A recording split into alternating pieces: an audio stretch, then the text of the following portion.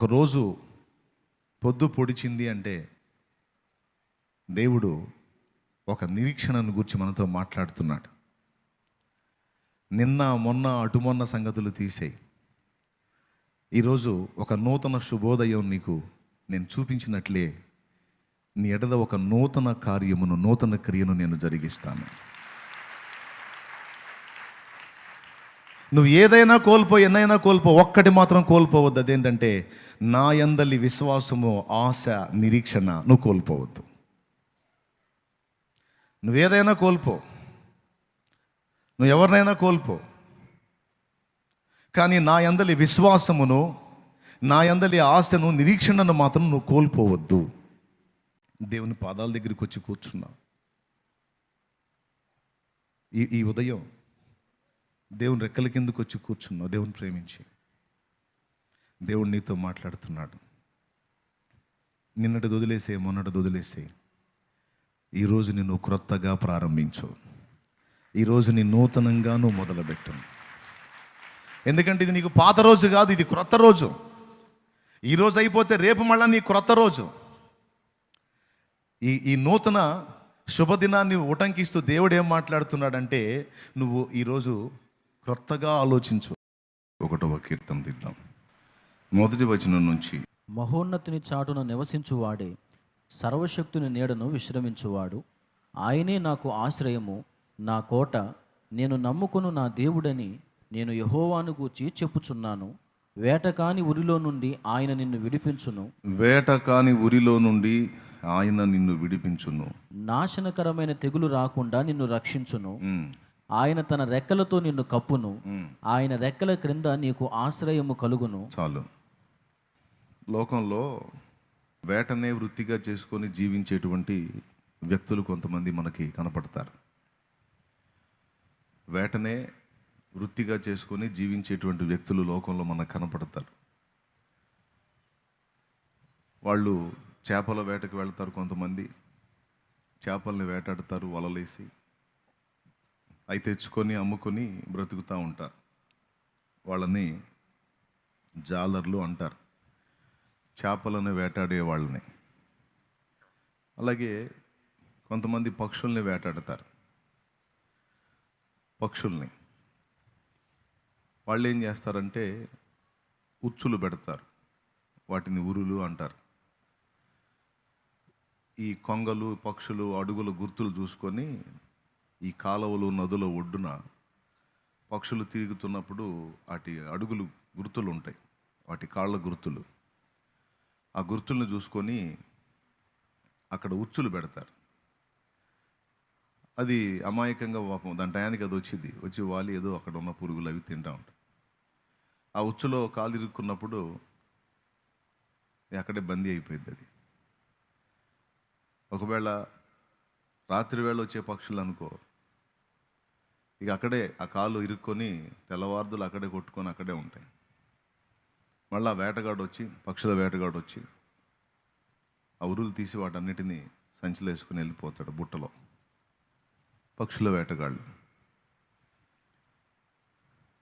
అలాగే కొన్ని అటవీ ప్రాంతాల్లో గిరిజనులు ఉంటారు. కొన్ని ఏరియాల్లో అయితే వాళ్ళకి స్వేచ్ఛ ఉంది. ఇప్పుడు వేరే దేశాల్లో అయితే వాళ్ళకి వేటాడుకోవడానికి స్వేచ్ఛ ఉంది, మన దేశంలో అయితే లేదు. గతంలో ఉంది. జంతువుల్ని వేటాడతారు వాళ్ళు.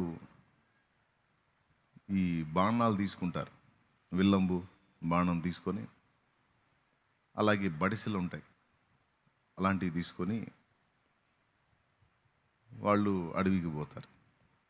అక్కడ ఉన్న లేళ్ళు, దుప్పులు, వాళ్ళు తినదగ్గ జంతువులు ఏవైతే ఉంటాయో అవి ఎక్కడెక్కడ తిరుగుతాయో వాటి గుర్తులను బట్టి వెళ్ళి వాటిని వేటాడుకుంటారు. ఇట్లాగా భూమి మీద 3 రకాల వేట. ఒకటి చేపల వేట, పక్షుల వేట, జంతువుల వేట. ఈ వేటతో జీవనాన్ని సాగించే వాళ్ళని వేటగాళ్ళు అంటారు.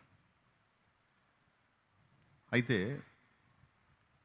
పక్షులు, చేపలు, జంతువుల్ని వేటాడే వాళ్ళని చూసాం, కానీ మనుషుల్ని వేటాడే వాళ్ళని మనం చూడలే. మనుషుల్ని వేటాడే వాళ్ళని మనం చూడాల. కానీ బైబిల్ గ్రంథంలో ఇద్దరిని గురించి దేవుని వాక్యం వేటగాళ్ళుగా ప్రస్తావించింది. వాటిలో మొట్టమొదటిది ఆదికాండం 10వ అధ్యాయంలో, ఆదికాండం 10వ అధ్యాయంలో మీకు దాదాపు అవగాహన ఉండొచ్చు. నిమ్రోదుని గురించి ఆ మాట రాస్తుంది. ఆదికాండం 10వ అధ్యాయము 8వ వచనం నుంచి చూడండి. కూషు నిమ్రోదును కనెను. అతడు భూమి మీద పరాక్రమశాలి అయినటకు ఆరంభించెను. అతడు యెహోవా ఎదుట పరాక్రమము గల వేటగాడు. కాబట్టి యెహోవా ఎదుట పరాక్రమం గల వేటగాడైన నిమ్రోదు వలె అను లోకోక్తి కలదు. చూడండి, ఈ మాట 2 సార్లు రాశాడు. అతడు యెహోవా ఎదుట పరాక్రమము గల వేటగాడు, కాబట్టి యెహోవా ఎదుట పరాక్రమము గల వేటగాడైన నిమ్రోదు వలె అనే లోకోక్తి కలదు అన్నాడు. ఇతని గూర్చి వేటగాడు అనే ప్రస్తావన వచ్చింది. అయితే ఇక్కడ ఈ వేటగాళ్ళని, ఇప్పుడు చేపల వేట చేసేవాళ్ళని, పక్షుల వేట చేసేవాళ్ళని, జంతువుల వేట చేసేవాళ్ళని మనం చూస్తాం. అడవికి పోయినప్పుడు సాధు జంతువుల్ని వేటాడటానికి ప్రయత్నించే వేటగాళ్ళకి క్రూర జంతువులు కూడా ఎదురుపడతాయి. క్రూర జంతువులు వాటిని వేటాడతారు వాళ్ళు. ఎందుకు? లేకపోతే ఈడు చేస్తాడు. ఏ సింహమో, ఏ పెద్ద పులో ఏదో ఎదురుపడింది అనుకో, ఏ ఎలుగుబంటో ఎదురుపడింది అనుకో, ముందు వీడి ప్రాణాన్ని కాపాడుకోవటానికి వేటాడతాడు. అలా వేటాడే వాళ్ళని గురించి కూడా మనం వినున్నాం. పూర్వకాలంలో రాజులు కూడా ఈ పని చేసేవాళ్ళు. రాజులు ఎట్లా అంటే, గ్రామాల్లోకి పెద్ద పులి వచ్చింది, అక్కడ ఉన్న మనుషుల్ని తీసుకొని పోతుంది అని రాజుకు సమాచారం అందితే, రాజు పరాక్రమశాలి. రాజు బాధ్యత ఏంటంటే తనే వెళ్ళి పరివారాన్ని తీసుకొని ఆ జంతువును వేటాడి ప్రజల్ని కాపాడాలి. ప్రజలంతా వచ్చి మహారాజా మహారాజా ఇట్లా పెద్ద పులి మా ఊరి మీద పడి మనుషుల్ని తీసుకొని పోతుందయ్యా అని వాళ్ళు అడిగితే, మీరేం భయపడకండి అని రాజు అభయం ఇచ్చి రాజు వెళ్ళి వేటాడతాడనమాట. అట్లాగా అలా వేటాడి మనుషుల్ని కాపాడే వాళ్ళని పరాక్రమశాలి అంటారు. అంటే ఎవరు ధైర్యం చేసి వెళ్ళరు దాని ముందుకి. అది నరమాంసానికి అలవాటు పడింది, మనుష్య మాంసాన్ని తినడానికి అలవాటు పడినటువంటి జంతువు అనుకోండి. ఇక మనిషి కనపడితే అది భయపడదు. ఆహా, నాకు ఈ పూటకి ఫుడ్ దొరికింది అనుకుంటుంది. అలాంటి దాన్ని ఎదుర్కొని దానితో పోరాడి చంపటం అంటే పరాక్రమం కావాలి. కాబట్టి రాజులను కూడా పూర్వకాలంలో ఈ వేట విషయంలో వాళ్ళు అవసరం ఉన్నా లేకపోయినా అడవికి వెళ్ళి వేటాడటం అనేది రాజులకి ఒక వాడుకగా ఉండేది. ఎందుకంటే అలవాటు పోకుండా. అప్పట్లో జంతువులు ఎక్కువ, క్రూర జంతువులు ఎక్కువ. అలా అలా పెద్ద పులిని చంపినా, లేకపోతే సింహాన్ని వేటాడి చంపినా, లేకపోతే ఇంకో దాన్ని చంపినా ప్రజలందరూ ఏమనేవాళ్ళు అంటే, అబ్బా మన రాజు పరాక్రమశాలి, మనందరినీ కాపాడేశాడు, నిజంగా ఎంత గొప్పోడు అని మీకు అక్కడ ఆ ఆర్ట్ కూడా చూపిస్తున్నాడు ఎలా జరిగేది ఏందనేది. అప్పటి కాలపు చిత్రాలు అనుకోండి. అతన్ని గొప్ప అనుకునేవాళ్ళు జనం. ఎందుకంటే ఊరి మీద పడి మనుషుల్ని చంపుతున్నటువంటి జంతువుని పరాక్రమంతో ఎదిరించి పోరాడి చంపేశాడు, మన రాజు ఎంత గొప్పోడు అని. సింహాన్ని చంపినందుకో, పెద్ద పులిని చంపినందుకో, ఎలుగుబంటిని చంపినందుకో, తోడేళ్ళని చంపినందుకో గొప్ప. జంతువులు మనుషులకు గొప్ప, ఆ జంతువుల్ని వేటాడిన వ్యక్తి మనుషులకు గొప్ప. కానీ నిమ్రోదుని గురించి యెహోవా ఎదుట పరాక్రమము గల వేటగాడైన నిమ్రోదు అన్నాడు. యెహోవా ఎదుట పరాక్రమము కలిగిన వేటగాడు నిమ్రోదు అన్నాడు.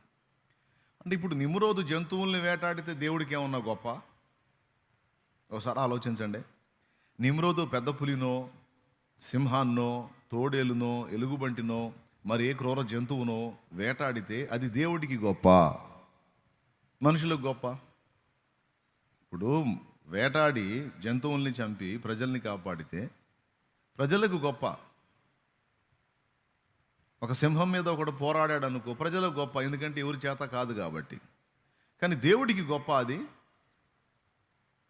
దాని గురించి దేవుడు, బా ఎంత పరాక్రమరా వీడికి, ఎంత గొప్ప వేటగాడరా వీడు అని దేవుడు ఏమన్నా ఆశ్చర్యపోతాడా? మనకి సింహం అంటే భయం, కానీ ఆ సింహాన్ని సృష్టించిన వాడు ఆయన. మనకు ఎలుగుబంటి అంటే భయం, కానీ దాన్ని నిర్మించిన వాడు ఆయన. నీకు ముసలి అంటే భయం, కానీ దాన్ని నిర్మించిన వాడు ఆయన. నువ్వు ఏ జంతువుని చెప్తావో చెప్పు, దాన్ని నిర్మించిన వాడు ఆయన. ఏవైనా భూమి మీద మనుషులకు గొప్ప అవుతాయేమో కానీ అవి దేవునికి గొప్పగావు. వాటిని వేటాడేవాడు దేవుని దృష్టికి గొప్పగాడు. కానీ యెహోవా ఎదుట పరాక్రమము కలిగిన వేటగాడైన నిమ్రోదు వలె అనేటువంటి లోకోక్తి పుట్టింది అన్నాడు. ఎందుకని ప్రత్యేకంగా వాని వేటను గురించి మాట్లాడాడు అంటే, వాడు జంతువులను వేటాడి మనుషులను రక్షించేవాడు కాదు. దేవుని చేతులలో ఉన్నటువంటి, దేవుని క్రమములో ఉన్నటువంటి మనుషుల్ని వేటాడేవాడు వాడు. మనుషులంటే వాళ్ళ శరీరాలను కాదు, వాడు మనుషుల మనస్సులను వేటాడేవాడు నిమ్రోదు అనేవాడు. ఎంత చక్కగా వేటాడాడంటే, జలప్రళయానికి ముందు ఒక్క నోవహు కుటుంబం తప్ప మొత్తం చెడిపోయారు. ఆ చెడిపోయిన వాళ్ళందరినీ జలప్రళయం ద్వారా మొత్తం నిర్మూలన చేశాడు. నిర్మూలన చేసిన తర్వాత నోవహు నుంచి మళ్ళా జనములు ఉత్పత్తి అయినాయి. నోవహు కుటుంబం, షేము, హాము, యాపెతు అనే ముగ్గురు ద్వారా. జలప్రళయం అయిపోయిన తర్వాత వీళ్ళ ముగ్గురు నుంచి మళ్ళా భూమి మీద జనాంగాలు విస్తరించాయి. ఆ ముగ్గురు నుంచి వచ్చిన సంతానమే ఈరోజు ప్రపంచం అంతటా వ్యాపించి ఉన్న మానవ జాతి. ఆ ముగ్గురి సంతానమే. ఆ ముగ్గురికి తండ్రి ఎవరు? నోవహు. టోటల్గా మనందరం ఎవరు అంటే నోవహు సంతతి. నోవహు నుంచి షేము, హాము, యాపెతు వచ్చారు. వాళ్ళ నుంచి ఇప్పుడు భూమి మీద విస్తరించిన జనములన్నీ వచ్చినాయి. అయితే జీవము గల దేవుణ్ణి విసర్జించి శపితమైనటువంటి క్రియలు చేసిన కారణం చేత ఓర్వలేక, తట్టుకోలేక, సహించి ఉగ్రతను కుమ్మరించాడు. జలప్రళయం రప్పించాడు, మొత్తాన్ని నాశనం చేశాడు. తరువాత మళ్ళీ ఇక భూమి మీదకి జలములు రావని నిబంధన చేసుకొని దేవుని ధనస్సుని ఆకాశంలో ఉంచాడు. తర్వాత ఈ ముగ్గురు నుంచి వచ్చిన సంతానంలో ఈ నిమ్రోదు లైన్లోకి వచ్చాడు. వీడెవడు? హాము సంతతి. షేము, హాము, యాపెతు అన్నాం కదా. షేములో నుంచేమో అబ్రహాం వచ్చాడు. అలాగే యాపెతు నుంచి మరికొన్ని జనములు వచ్చినాయి. హాములో నుంచి ఈ నిమ్రోదు వచ్చాడు. కనాను కూడా హాము కొడుకే. చూడండి, ఆ మాట కూడా మీకు ఆదికాండంలో ఉంటుంది. ఈ నిమ్రోద్ అనేవాడు ఎవరి సంతతో మీరు చూడవచ్చు. 10:6 నుంచి చదువు. హాము కుమారులు కూషు, మిశ్రాయిము, పూతు, కనాను అనువారు. అక్కడి నుంచి మొదలుపెట్టి కూషు కుమారులు సెబా, హవీలా, సప్తా, రాయామ, సప్తాక అనువారు. రాయమ కుమారులు షేబా, దదాను అనువారు. కూషు నిమ్రోదును కనెను.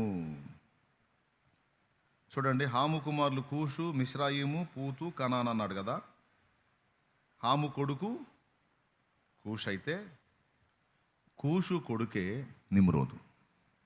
అంటే హాము మనవడు. ఈ హామ్ ఎవరు అని అడగండి. నోవహు కుమారులలో ఒకడు.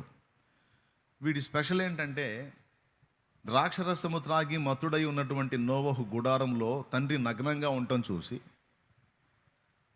తండ్రి నగ్నత్వాన్ని వెళ్ళి కప్పకుండా సహోదరులకు వెళ్ళి చెప్పి తండ్రిని ఎగతాళి చేసిన కొడుకు. నోవహు తెలివి వచ్చిన తరువాత ఈ కొడుకు తను అలా పడి ఉండటం చూసి వస్త్రం కప్పాలి, కప్పకపోగా వీడు మిగిలిన వాళ్ళకి చెప్పి అవమానపరిచాడు.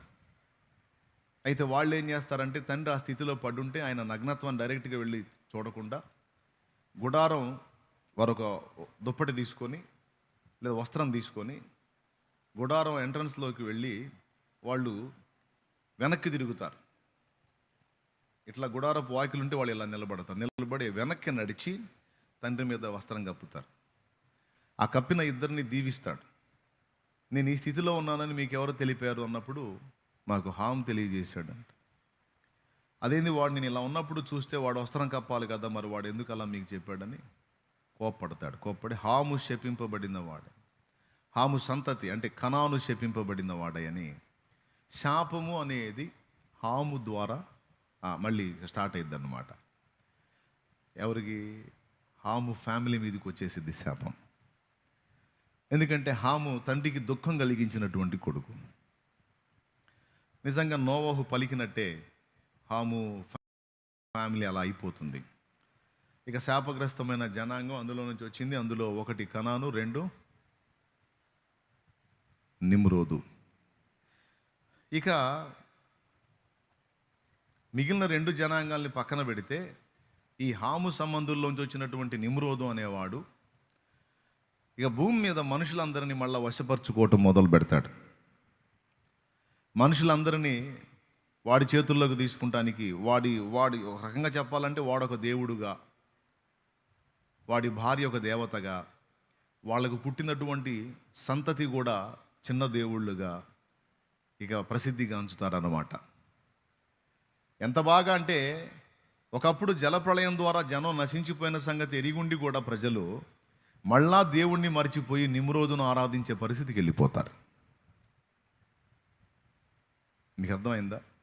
అంటే మనుషుల మనస్సుల్ని అంత చక్కగా వేటాడివాడు తన వైపుకు తిప్పుకున్నాడు, తన వశం చేసుకున్నాడు. అదంత ఈజీ కాదు కదా, కానీ ఆ పని చేశాడు వాడు. అందుకని దేవుడు భూమి మీద అన్నిటికంటే విలువగా ఎంచేది మనుషుల్ని. ఆ మనుషుల్ని వేటాడి తన వశం చేసుకొని వాళ్ళందరినీ తనకు ఆరాధించేటట్టు చేసుకోవటానికి పోరాడాడు. చూడు వీడు యెహోవా ఎదుట పరాక్రమము గల వేటగాడు. బాబెలు గోపుర నిర్మాణంలో మొత్తం భాషల తారుమారు చేశాడు కదా. ఆ గోపుర నిర్మాణానికి, ఈ పట్టణాలు కట్టించడానికి వీడే పూనుకుంది. నీనివేను కట్టించినోడు వీడే. కాబట్టి ఇక్కడ ఈ వేటగాడి గురించి, వీడు మనుషులను వేటాడి దేవుని వైపు నుండి తన వైపు మళ్ళించుకొని తానొక దేవుడనన్నట్టు ఆరాధనకు పొందాడు. కాబట్టి యెహోవా ఎదుట వీడు పరాక్రమము గల వేటగాడు, మనుషులను వేటాడినటువంటి వాడు, వాడే నిమ్రోదు. అయితే ఇప్పుడు వాడితో మనకి ప్రస్తుతానికి అవసరం లేదు, ఎందుకంటే వాడి చరిత్ర అయిపోయింది. ఫ్యూచర్లో మళ్ళీ ఇంకొక ఘట్టం ఉంది, అది మీకు దేవుని చిత్తమైతే మరోసారి చెప్తాను నేను. అయితే ప్రస్తుతానికి ఈ వేటగాడిని పక్కన పెడితే బైబిల్ ఇద్దరు వేటగాళ్ళని ప్రస్తావించిందని చెప్పాను నేను. ఇంకా ఏశావు కూడా వేటగాడే, అతను జంతువుల్ని వేటాడేవాడు. ఇంకా మిగిలిన వేటగాళ్ళు ఎవరైనా ఉంటే వాళ్ళందరూ జంతువుల్ని వేటాడేవాళ్ళు. ఇద్దరి గురించి స్పష్టంగా మనం గ్రహించవచ్చు. మొట్టమొదటిది నిమ్రోదు, ఆదికాండం 10లో చెప్పబడింది. తర్వాత ఇంకొక వేటగాడి గురించి 91వ కీర్తనలో మనకు రాయబడింది. అది ఇప్పుడు మనం చదువుకున్నది. వేటగాని ఉరి నుండి ఆయన నిన్ను విడిపించును అన్నాడు. ఈ వేటగాడు ఎవరు? అసలు ఆ వేటగాడికి మనకి సంబంధం ఏంది? వాడి ఉరిలో మనం చిక్కుకోవటం ఏమిటి? ఈ ఒక్క మాట మీద మనం ధ్యానం ఉంచుదాం, లక్ష్యం ఉంచుదాం. భూమి మీద మానవ జాతి మొత్తాన్ని వేటాడి ఉరులకు చిక్కించుకొని గంతులు వేసేటువంటి వేటగాడు ఒకడు ఉన్నాడు. వాడిని గురించి బైబిల్ సాతాననియు అపవాదనియు పిలిచింది.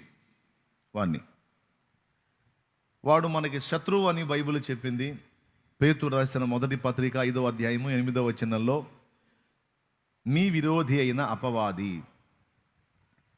అట్లాగే మరికొన్ని చోట్ల వాని గురించి సాతాను అని రాస్తుంది, మరో చోట అపోలోయోన్ అని రాస్తుంది. ఇట్లా రకరకాలుగా ఇక్కడ వచ్చేటప్పటికి వేటగాడుగా వాడు మనకు కనపడుతున్నాడు. కానీ 91వ కీర్తనలో మహోన్నతుని చాటున నివసించువాడే, సర్వశక్తుని నీడన విశ్రమించువాడు, ఆయన గురించి ఏం రాశాడు? ఇంకా ఆయనే నాకు ఆశ్రయము, నా కోట, నేను నమ్ముకును నా దేవుడని నేను యెహోవాను గూర్చి చెప్పుచున్నాను అని వెంటనే ఇక మిగిలిన విషయాలు ఏమీ చెప్పకుండా 3వ వచనంలోనే వేటకాని ఉరిలో నుండి ఆయన నిన్ను విడిపించును అన్నాడు. అంటే ఇక్కడ మనకు స్పష్టంగా అర్థం కావాల్సింది ఏంటంటే, మనల్ని వేటాడే వేటగాడు ఒకడు ఉన్నాడు అనేది మనకు అర్థం కావాలి. రెండవది ఏమర్థం కావాలంటే, వాడు వేటాడే పద్ధతిలో వాడు ఏమి ఉపయోగిస్తాడంటే ఉరులు, పక్షులను వేటాడటానికి ఉపయోగించేటువంటి ఉచ్చులు లేక ఉరులు.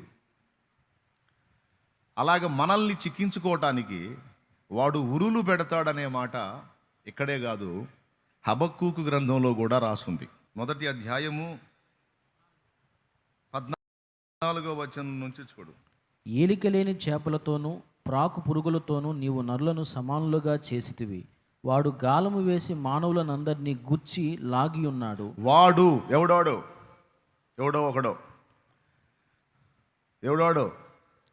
వాడు గాలము వేసి మానవులను కొందరినే అందరినే మానవులనందరినీ గుచ్చి లాగి ఉన్నాడు. అంతటితో ఆగల, ఉరులు ఒగ్గి ఉరులు ఒగ్గి చిక్కించుకొనుచున్నాడు. వాడు తన వలతో వారిని కూర్చుకొని సంతోషపడి గంతులు వేయుచున్నాడు. 3 వస్తువులు ఇక్కడ మాట్లాడాడు. 1 గాలము, 2 ఉరి, 3 వల.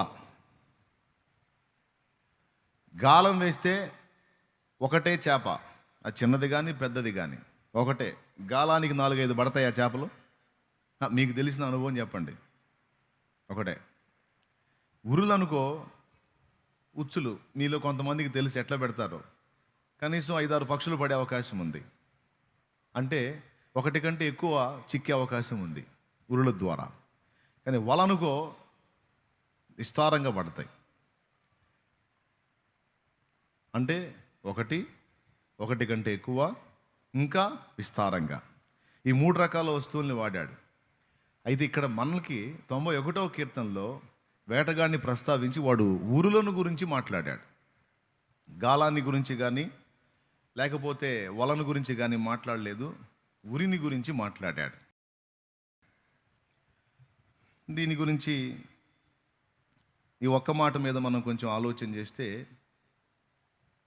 మీకు ఇందాక చెప్పాను, మనకు ఒక వేటగాడు ఒకడు ఉన్నాడు, మనల్ని గమనించేవాడు, మన కదలికల్ని పసిగట్టేవాడు, మన ఆలోచన, వ్యవహారము, మన పని, మన సమస్త క్రియలను అబ్జర్వ్ చేసేవాడు ఒకడు ఉన్నాడు అనే సత్యం మనం అందరం ఎరిగి ఉండాలి.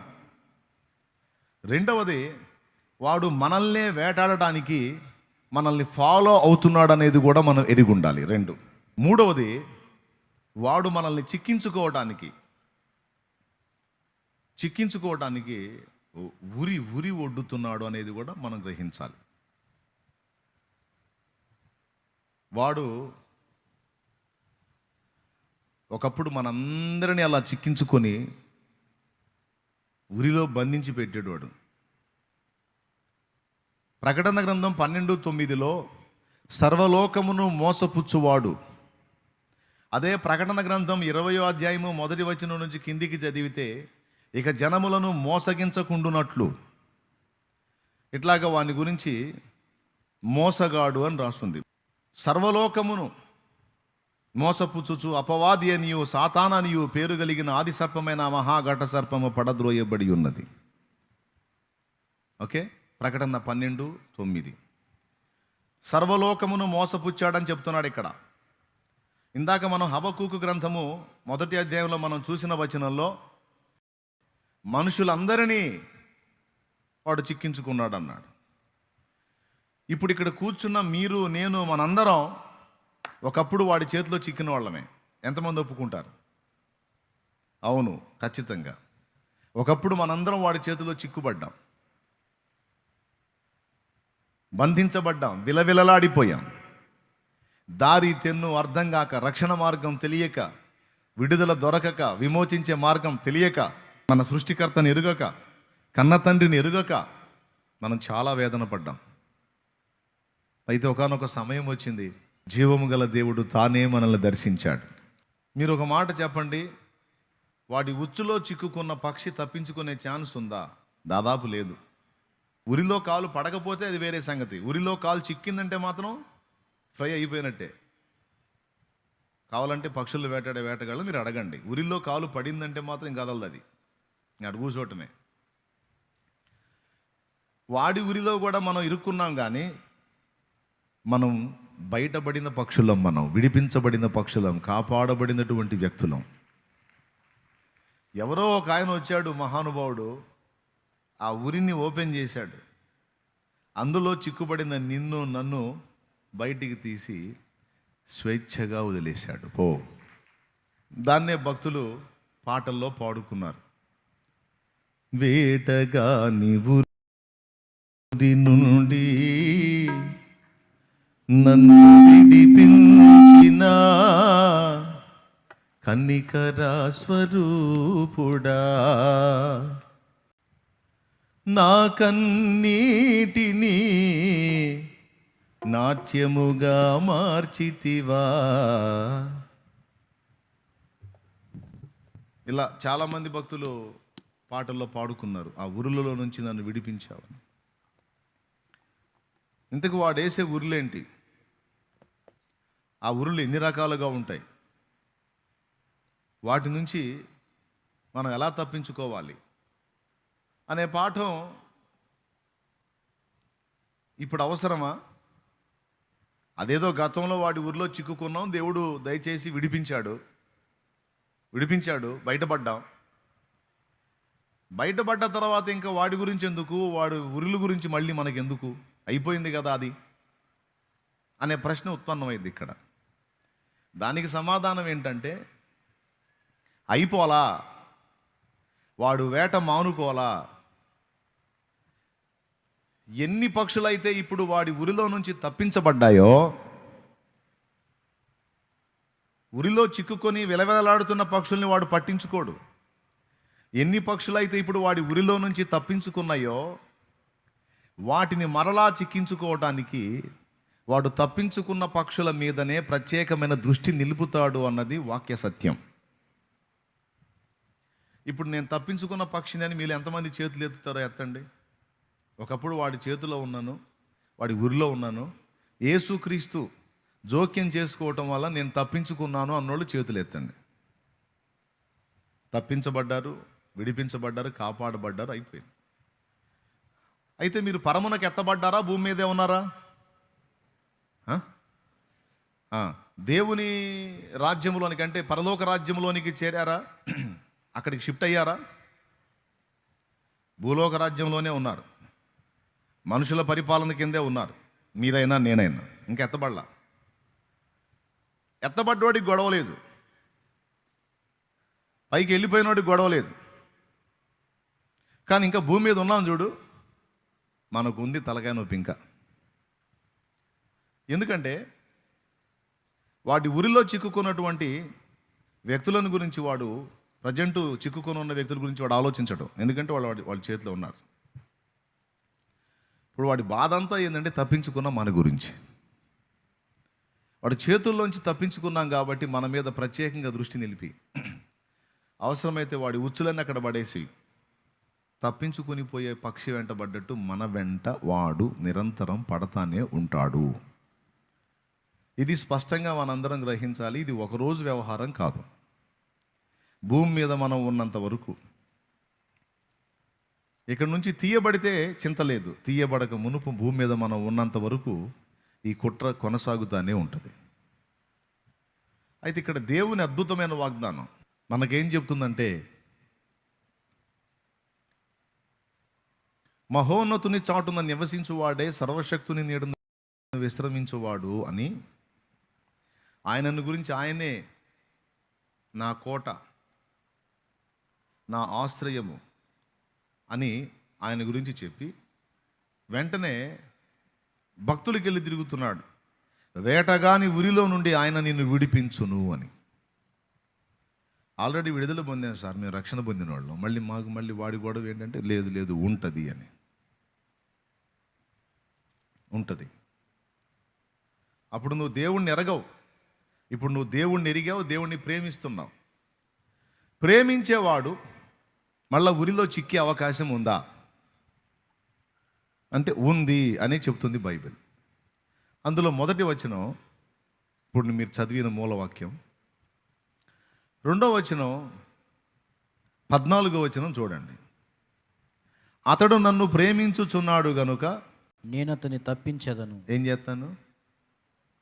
తప్పించెదను అన్నాడు. అతడు నా నామము నెరిగిన వాడు కనుక నేను అతన్ని ఘనపరచెదను అన్నాడు. 2 పనులు చేస్తానని మాట్లాడాడు ఇక్కడ దేవుడు. ఒకటి, నేను అతనిని తప్పించెదను. తప్పించెదను అంటే అర్థం ఏంటి? తప్పించే పరిస్థితి ఒక వ్యక్తికి ఎప్పుడు వచ్చింది? తప్పించాల్సిన అవసరం ఒక వ్యక్తికి ఎప్పుడు వచ్చింది? ఎందులోనన్నా ఇరుక్కున్నప్పుడు, ఏ బంధకాల్లోనన్నా చిక్కుబడ్డప్పుడు ఆ బంధకాలను తీసి అతన్ని తప్పించడం. ఏ ఉరులలోనన్నా చిక్కినప్పుడు ఆ ఉరులను తొలగించి విడిపించటం. దేవుణ్ణి ప్రేమించనోళ్ళు కాదు, దేవుణ్ణి ప్రేమించిన నువ్వు నేను కూడా శత్రువు యొక్క ఊర్లలో ఇరుక్కునే అవకాశం ఉంది. తప్పకుండా దేవుడు మనల్ని తప్పించాల్సిన అవసరత ఉంది అనే సత్యం మనం గ్రహించాలి. ఎంతవరకు ఈ పోరాటం? జీవితకాలం, ఈ భూమి మీద మనం ఉన్నంత వరకు. ఎప్పుడోసారి ఎక్కడో చోట ఇరుక్కుంటానే ఉంటాం. నిరంతరం ఆయన మనల్ని వెంటాడి తప్పిస్తానే ఉండాలి. ఆల్రెడీ ఇప్పటికే చాలాసార్లు మీరు చాలా విషయాలు ఇరుక్కున్నారు. దేవుడు మహాకృపతో తప్పిస్తా వచ్చాడు. కొంతమంది భౌతికమైన సమస్యలలో ఇరుక్కున్నారు, కొంతమంది మానసిక పరమైన సమస్యల్లో ఇరుక్కున్నారు, కొంతమంది ఆత్మ సంబంధమైన సమస్యల్లో ఇరుక్కున్నారు. సింపుల్గా చెప్పాలంటే దుర్నీతి బంధకాల్లోంచి విడిపించబడ్డ మనము మళ్ళీ కొన్నిసార్లు ఆ దుర్నీతి బంధకాలకు చిక్కుబడిన అనుభవాలు ఉన్నాయి. అంటే చెయ్యరాని పనులు, చెయ్యకూడని పనులు. వాస్తవంగా వాటి నుంచి మనం గతంలో కాపాడబడ్డాం, కానీ ఆశ్చర్యంగా మళ్ళా తెలియని రీతిలోనే వాటిలో ఇరుక్కుపోయిన అనుభవాలు కొంతమంది జీవితాల్లో ఉన్నాయి. దుర్నీతి బంధకాలు వదిలించుకొని వచ్చిన మనం మళ్ళీ వాటిలో ఇరుక్కున్న అనుభవాలు ఉన్నాయి. మనకి ఎక్కువ బాధ కలిగించేది ఇవే. శరీర సంబంధమైన సమస్యలు, బాధలు, ఇరుకులు, ఇబ్బందులు మనల్ని అంతగా టార్చర్ చేయవు. అవి ఉంటే ఉంది, పోతే పోయిందని ఒక దులిపేస్తే అయిపోయింది. కానీ మనల్ని, దేవుణ్ణి ప్రేమించే మనకు అత్యధికమైన క్షోభ కలిగించేవి అంటే దుర్నీతి బంధకాలు. చేయరాని కార్యములు మన ద్వారా జరిగిన ఎడల మన దుఃఖము అంతింత కాదు, మానసిక క్షోభ. అయితే ఏ కోణంలో చిక్కితే ఆ కోణంలో మనల్ని బంధించడానికి మన శరీర సంబంధమైన, మానస్సు సంబంధమైన, ఆత్మ సంబంధమైన 3 విషయాలలో వాడు పోరాడతాడు. కొంతమందిని శారీరకంగా ఇబ్బంది పెడతాడు, కొంతమందిని మానసికంగా ఇబ్బంది పెడతాడు, కొంతమందిని ఆత్మీయంగా పడద్రోయ చూస్తాడు. ఈ 3 విషయాల్లో వేటగాడు నిరంతరం మనల్ని గమనిస్తానే ఉంటాడు, చిక్కించుకోవటానికి ప్రయత్నిస్తానే ఉంటాడు. ఈరోజు ఇక్కడ కూర్చున్న మీలో ఎవరు ఏ విషయాల్లో చిక్కుబడి మూలుగుతున్నారో, వేదన పడుతున్నారో, విడుదల లేక విలవెల్లాడుతున్నారో నాకైతే తెలియదు. అది ఆయనకే తెలుసు. మొత్తానికైతే ఒక్కొక్కరు ఒక్కొక్క విధంగా నలగటం అయితే జరుగుతుంది, యాతన పడటం అయితే జరుగుతుంది, కృంగిపోవటం అయితే జరుగుతుంది. వినాలి బాగా. ఉచ్చులో చిక్కుకున్న పక్షి రాత్రంతా పెనుగులాడి పెనుగులాడి పెనుగులాడి పెనుగులాడి వేటగాడు వచ్చేసరికి ఏ టైపులో ఉంటుందో తెలుసా? ఒకవేళ బురదలో ఉచ్చులో చిక్కుకుందనుకో, వాడు వచ్చేటప్పటికి రెక్కలతో కొట్టి కొట్టి కాలు లాగి లాగి దాని కాలు దగ్గర ఒక గాయం ఏర్పడి అది వాసి ఆ రెక్కలన్నీ బురద బురద అయిపోయి ఎట్లా పడి ఉంటుంది వచ్చేటప్పటికి. అంటే రెక్కలు ఆడిచ్చి ఆడిచ్చి ఆడిచ్చి ఆడిచ్చి బయట పడలేక లాగే కొద్దీ బయట పడదామని లాగే కొద్దీ కాలు గాయం పెరిగిపోయి, ప్రయత్నించే కొద్దీ సమస్య పెరిగిపోయి, ప్రయత్నించే కొద్దీ బయట పడదామని ప్రయత్నించే కొద్దీ ఇంకా ఇంకా బిగుసుకుపోయి, రెక్కలు కదలలేని స్థితిలో, కాళ్ళు కదలలేని స్థితిలో అలా పడిపోయి ఉంటుంది. ఆఖరికి వాడొచ్చి పట్టుకోపోయినప్పుడు కూడా కదలలేదు. ఇక పోరాడి పోరాడి పోరాడి రాత్రంతా పోరాడి, ఉదాహరణకి వాడు మధ్యాహ్నం వేళ ఉచ్చులు పెట్టాడు అనుకో, సాయంత్రానికి ఆ నీళ్ల ఒడ్డుకి ఏ పురుగులు తిందామని వస్తాయి. ఇక సాయంత్రం ఆ ఉచ్చులో చిక్కుకుంటే తెల్లార్దులకి అది పోరాడి పోరాడి చివరికి ఏమైంది? చచ్చిపోదు, బతికే ఉంటుంది. కానీ ఇక తప్పించుకోవడానికి ప్రయత్నం చేయదు, నిరాశలోకి వెళ్ళిపోయింది. ఎందుకంటే ఎంత లాగితే అంత బిగుసుకుంటుంది. ఈరోజు కొంతమంది జీవితాలు ఎట్లా ఉన్నాయో తెలుసా? ఇలానే ఉన్నాయి. తాము ఎదుర్కొంటున్న ప్రతికూల పరిస్థితుల్లోంచి ఎంత బయటపడదామని ప్రయత్నిస్తే అంత బలంగా బిగుసుకుంటున్న పరిస్థితి. దాన్ని బట్టి కొంతమందికి ఆశలు చచ్చిపోయినాయి. వేస్ట్, ఇక మారదు నా పరిస్థితి. పోరాడి పోరాడి పోరాడి నాకు అలసట వచ్చేసింది. బయటపడదామని ఎంత బలంగా ప్రయత్నించినా అంత బలంగా నాకు ఉచ్చు బిగుసుకుంటుంది తప్ప నేను బయటపడే పరిస్థితి అయితే నాకు కనబడట్లేదు అని మన హృదయాలు వేదంతో ఉన్న పరిస్థితి దేవునికి తెలుసు, కొంతమేర నాకు కూడా తెలుసు. అవి 3 రకాలుగా, అవి శరీర సంబంధమైన ప్రాబ్లమ్స్ కావచ్చు, మానసిక సంబంధమైన ఒత్తిళ్ళు కావచ్చు, ఆత్మ సంబంధమైన విషయాలు కావచ్చు. పక్షి తెల్లవారుజాముకు వచ్చేటప్పటికి, సూర్యోదయం అయ్యేటప్పటికి, వాడు వెతుక్కుంటా వచ్చేటప్పటికి ఆ కాలు ఒకటి అట్లా వెనక్కి పెట్టి, ఒక కాలు ముందుకు పెట్టి, రెక్కలు ఇలా వాల్చి ఇంక తీసుకుపోరానని అప్పచెప్పుకుంటుంది. అలాగే కొంతమంది మనుషులను వాడు ఉచ్చులలో బిగించి నువ్వు ఎంత పోరాడినా బయట పడలేవు, నువ్వు ఎంత ప్రయత్నించినా నీ వల్ల కాదు, నువ్వు తిప్పల పట్టడం వేస్ట్, చిక్కావు నాకు, ఇంక నీ వల్ల కాదు అని వాడు మనుషుల్ని చిక్కించుకోవడమే కాకుండా మనుషులతో మాట్లాడతాడు. వాడు పక్షితో వేటగాడు మాట్లాడితే పక్షికి అర్థం కాదు, కానీ మనిషితో మాట్లాడతాడు వాడు. డైరెక్ట్గా మన మనసులో ప్రేరణ పుట్టించవచ్చు, లేదా కొంతమంది వ్యక్తుల ద్వారా మనతో మాట్లాడవచ్చు. ఇక ఎంత ప్రయత్నించినా అంతే నీ బతుకు, నీ పరిస్థితి ఏమీ మారదు, నీ జీవితం అంతే, నీ బ్రతుకు ఇంతే అనే వ్యక్తుల ద్వారా మనల్ని కృంగదీయొచ్చు. కానీ మనం నిజంగా విడుదల లేని వారమేనా? మనకు ఆశ లేదా అంటే ఒక చిన్న పాయింట్ని ఆధారం చేసుకొని మనం విడుదల పొందగలము అనే నిరీక్షణ ఉంచవచ్చు. ఏమిటి ఆ పాయింట్ అంటే, నేను ఆయనను ప్రేమించుచున్నాను.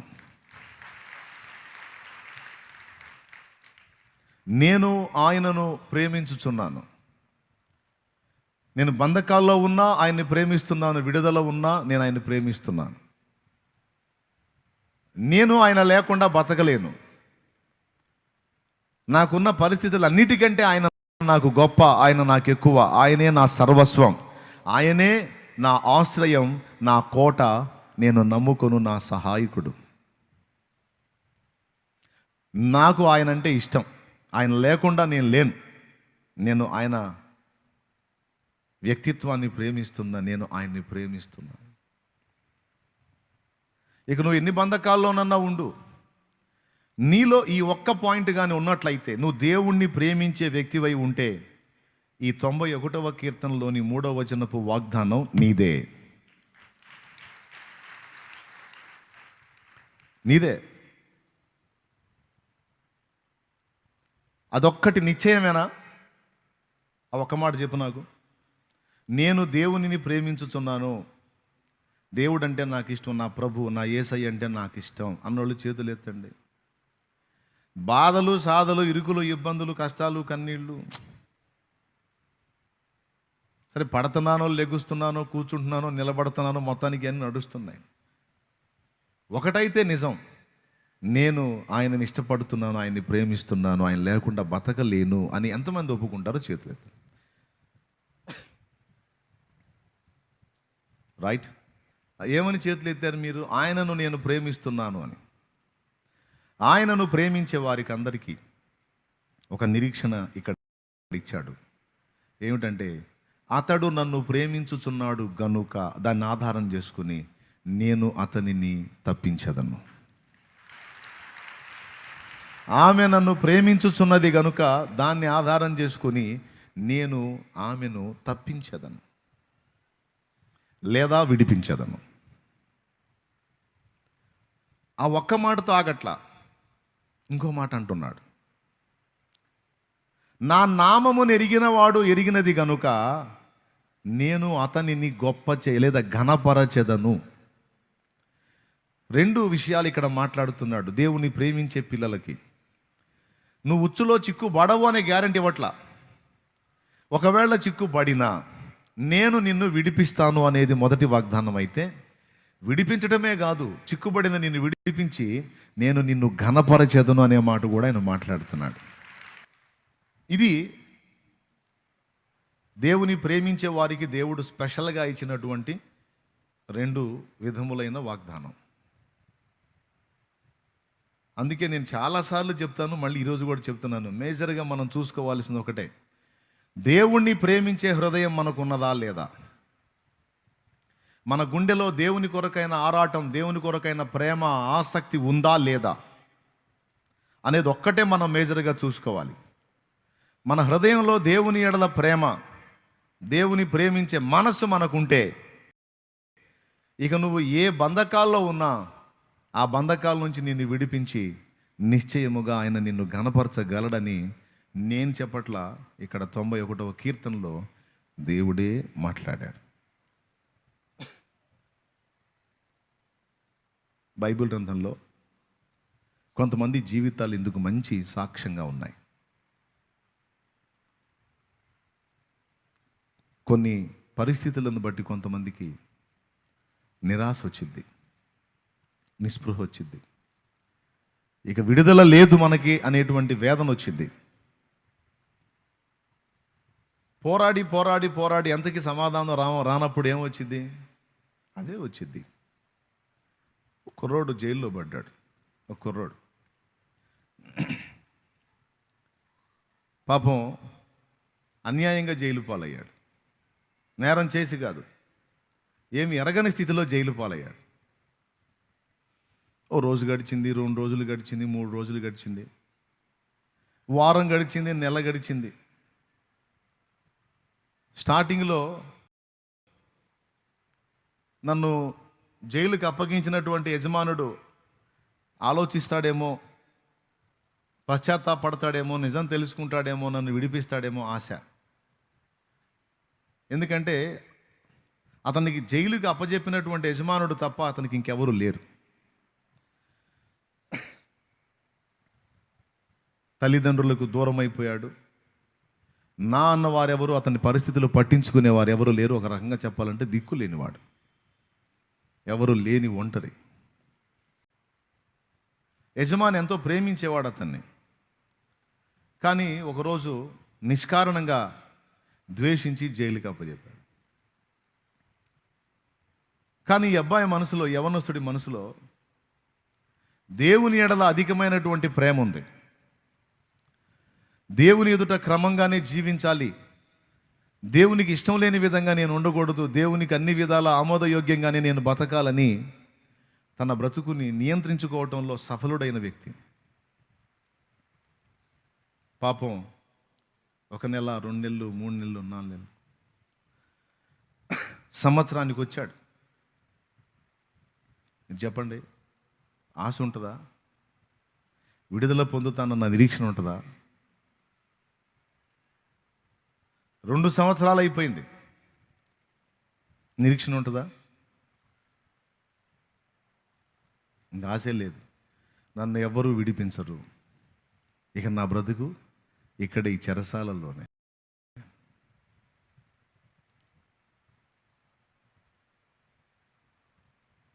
ఒక వ్యక్తి వచ్చి మాట కూడా ఇచ్చాడు, నేను బయటికి వెళ్ళినాక నీకు బెయిల్ కోసం అప్లై చేస్తాను, నీ పక్షాన ఎవరు లేరు కదా, నేను నిన్ను విడిపించడానికి ప్రయత్నం చేస్తానని అతను మాట ఇచ్చాడు. కానీ బయటికి వెళ్ళిన తర్వాత అతను మర్చిపోయాడు. ఇంక ఇతనికి ఏ మాత్రం కూడా నిరీక్షణ లేదు. కానీ ఒకరోజు ఒక నూతన శుభోదయంలో అతనికి ఒక పిలుపు వచ్చింది. అది ఎక్కడి నుంచి వచ్చిందో తెలుసా? డైరెక్ట్గా ఆ దేశాన్ని ఏలేటువంటి రాజు దగ్గర నుంచే ఆ పిలుపు వచ్చింది. జైల్లో ఉన్నోడికి రాజు సముఖానికి ఆహ్వానం వచ్చింది. చాలా ఉదయాలు చూశాడు, సూర్యోదయాలు చాలా చూశాడు. కానీ ఎన్ని సూర్యోదయాలు చూసినా అవన్నీ మార్పు లేని సూర్యోదయాలు.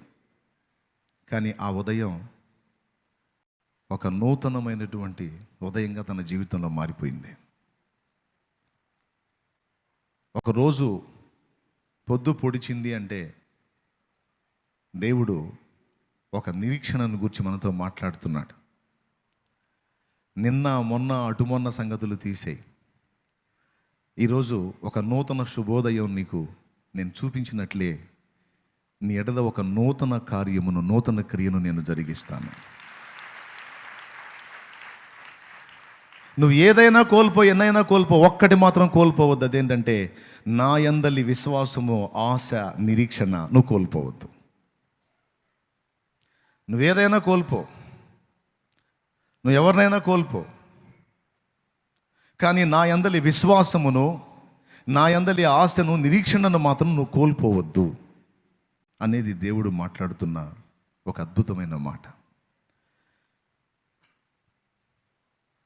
ఈ యవనస్తుడు, రోజులు గడుస్తున్నాయి, సూర్యోదయాలు జరుగుతున్నాయి, సూర్యాస్తమయాలు జరుగుతున్నాయి. సహజంగా మనకైతే నిరీక్షణ కోల్పోయి, ఆశలు చల్లారిపోయి, విశ్వాసం దిగజారిపోయి, ఇంకేముందిలే అనేటువంటి నిరాశ, నిస్పృహలు ఆవరిస్తాయి. కానీ ఇతని మనసు అలా కాదు. మనుషులు నన్ను వదిలిపెట్టిన, మనుషులు నన్ను మోసగించిన, నా దేవుడైతే నన్ను వదిలిపెట్టడం.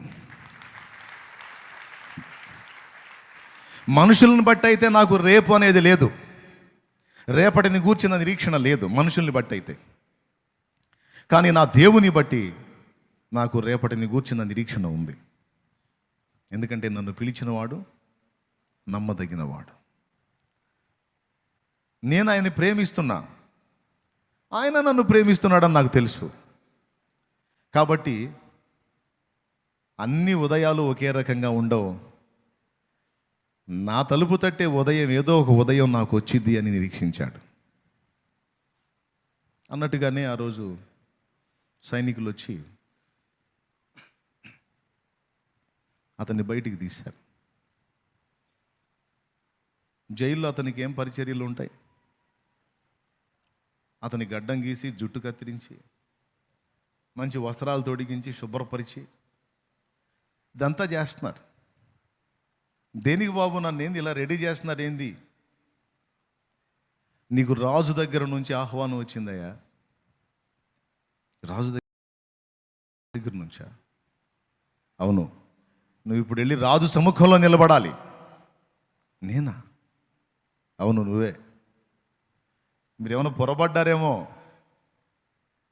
రాజు దగ్గరికి నేనెందుకండి, నేనేం చేస్తాను, నాకేమొచ్చు, ఏమో పద. వెళ్ళి రాజు సముఖంలో నిలబడ్డాడు. తోటి ఖైదీలందరూ సంతోషంగా సాగనంపు ఉండొచ్చు. వెళ్ళు రాజు దగ్గరికి పోయాడు. రాజు అతన్ని చూసి, నేను ఒక కలగన్నాను, ఆ కళ యొక్క భావం అర్థం కాలేదు, నీకు కళలకు అర్థం చెప్పే శక్తి దేవుడు ఇచ్చాడని ఇతని ద్వారా నేను తెలుసుకున్నాను.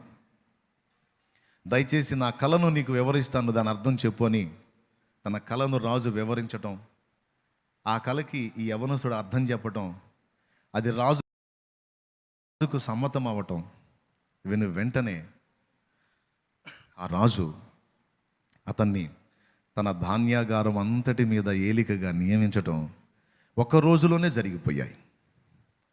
దానికి వారాలు, నెలలు, సంవత్సరాలు పట్టల. అతడు ఎదురు చూసి చూసి నిరీక్షించి వేదన పడినదంతా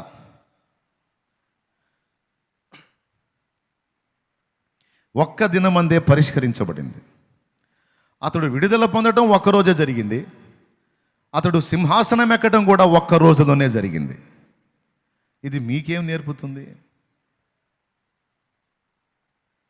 నువ్వు నేను మనం పడి ఉన్న బంధకాల్లో నుంచి విడుదల పొందటం అండ్ ఘనపరచటం, ఇవి రెండు నెరవేర్చడానికి దేవుడికి ఒక్క రోజు చాలు.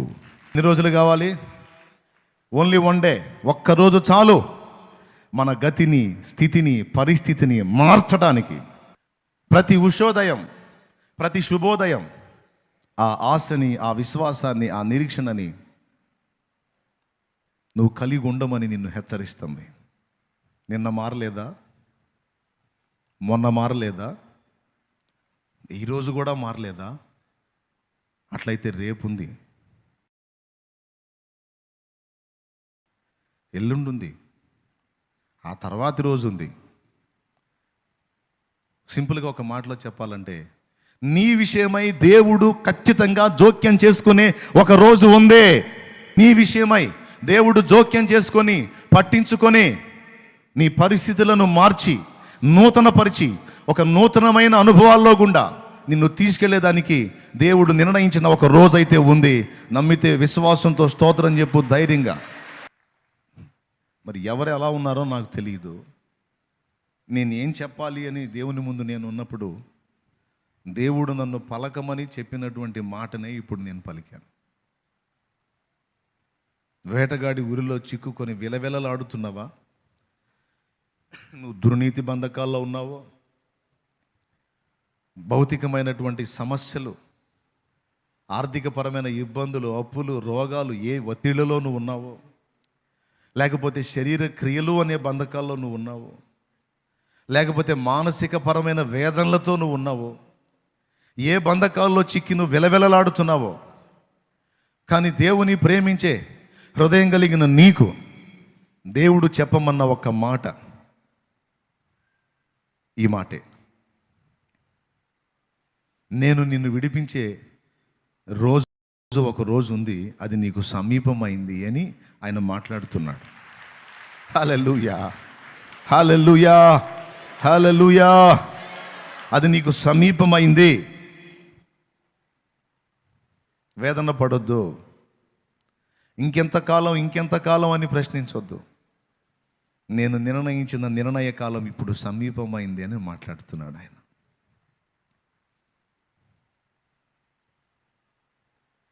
నేను చెప్తున్నాను,